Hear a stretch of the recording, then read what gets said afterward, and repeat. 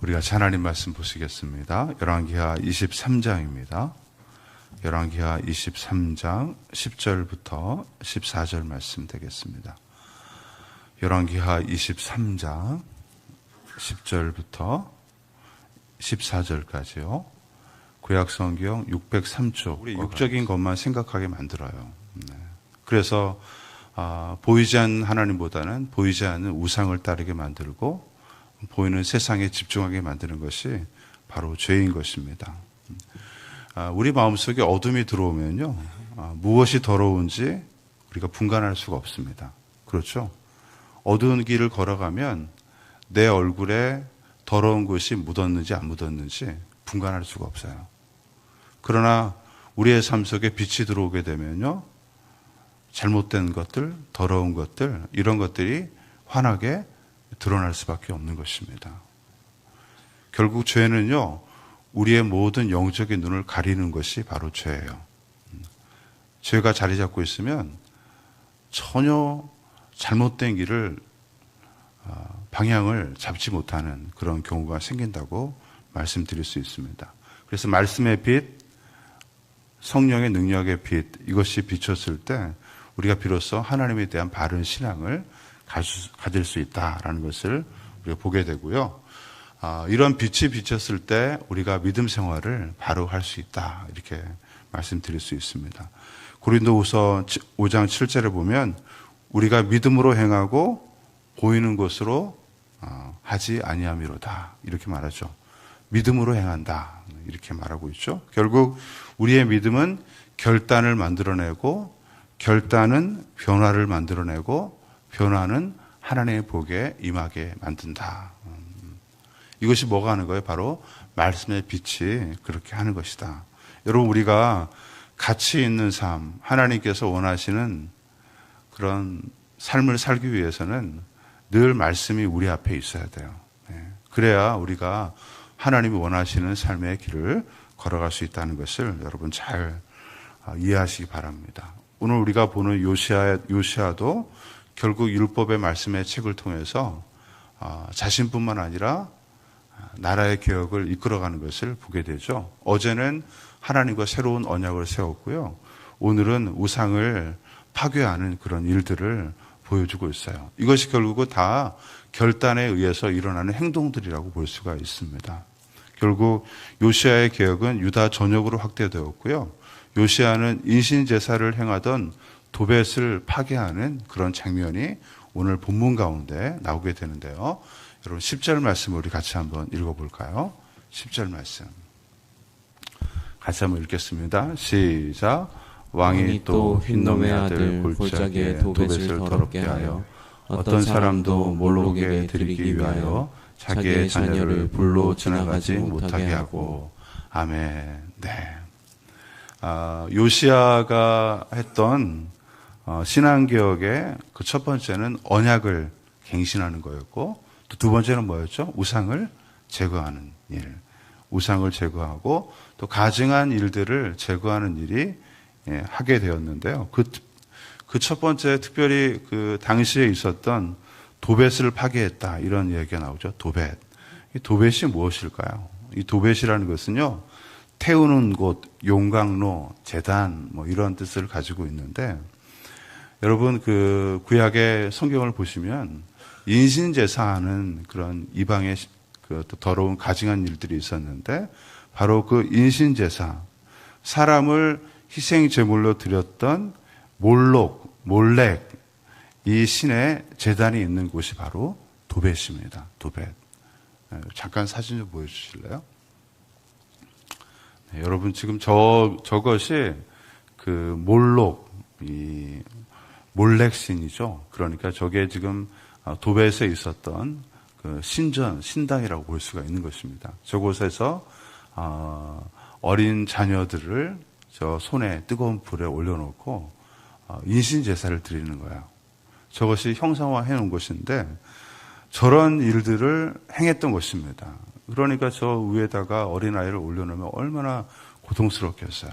그러니까 밑에서 온갖 북을 치고 꽹과리를 치고 하면서 그 아이의 소리를 듣지 않기 위해서 여러 가지 제의들이 발전하게 된 것입니다. 저런 가증한 일들이 행해지고 있었던 거예요.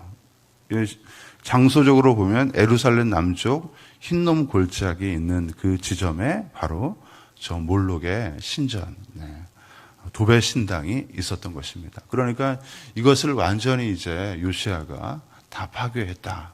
여러분, 이것이 이방 그 왕들이 한 것이 아니고 아하스, 여러분 아하스 아시죠? 아하스, 그리고 므낫세, 이런 사람들이 다 유다의 왕들이잖아요. 그런 유다의 왕들이 자기 자녀를 저렇게 몰록의 신에게 드렸던 그런 아픈 역사를 가지고 있어요. 그러니까 그때 이제 그런 과정 속에서 요시야가 그런 모든 잘못된 관행들을, 잘못된 죄의들을 다 없애고 있는 그런 장면을 우리가 성경 가운데 볼 수가 있는 것입니다. 여러분, 요시야가 이런 계획을 단행할 수 있었던 가장 큰 이유가 뭐예요? 바로 발견된 율법책. 율법책에 보니까 얼마나 자신들이 잘못했는지를 철저하게 보게 되고 자기 자신부터 가슴을 찢고 회개하고 어때요? 나라의 모든 잘못된 우상을 하나하나 다 파괴해 나가는 철저한 계획을 단행한 인물이 누구라고요? 이 요시야라는 인물입니다. 대단하죠. 결국 우리가 이런 부분들을 보면 우리도 마음 깊숙한 곳에 하나님 말고 다른 것을 의지하는 그런 일들이 많이 있는 것을 보게 되고요.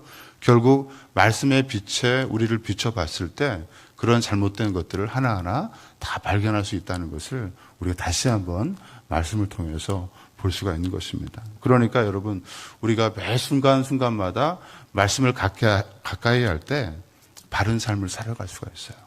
가치 있는 삶을 살아갈 수 있어요. 하나님이 보실 때 세상적인 방법을 추구하는 사람과 하나님 말씀을 추구하는 사람, 어떤 사람이 가치 있는 삶일까요? 하나님 말씀을 추구하는 사람. 그래서 하나님의 뜻대로 살아가서 하나님이 원하시는 세상의 일들을 이루어가는 사람이 가치 있고 의미 있는 삶이다. 여러분, 저와 여러분의 삶은요, 하나님이 보실 때는 작품과 같아요. 작품. 그 작품이 빛나기 위해서는 어떻습니까? 그 작품의 역할을 감당해야 돼요.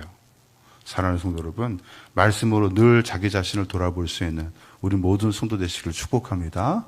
네.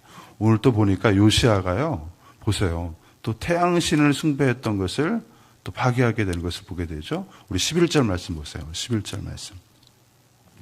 11절 시작. 또 유다 여러 왕이 태양을 위하여 드린 말들을 제하여 버렸으니 이 말들은 여호와의 성전으로 들어가는 곳에 근처 넷이 나단 멜렉의 집에 곁에 있던 것이며 또 태양 수레를 불사르고. 네, 보세요. 이 심지어는 이 이방신의 그 핵심적이었던 태양신, 말들의 조각상을 깨부수고 또 태양 수레를 불태웠다. 네.